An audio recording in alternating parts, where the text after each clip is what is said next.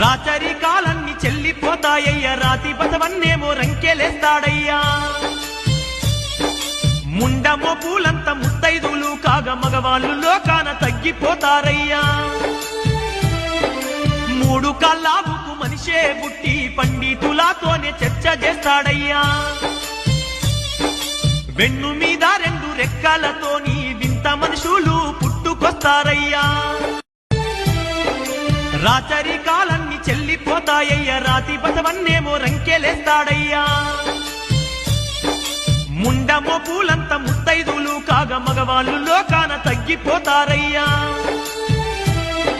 మూడు కల్లావుకు మనిషే బుట్టి పండితులతోనే చర్చ చేస్తాడయ్యా. వెన్ను మీద రెండు రెక్కలతోని వింత మనుషులు పుట్టుకొస్తారయ్యా.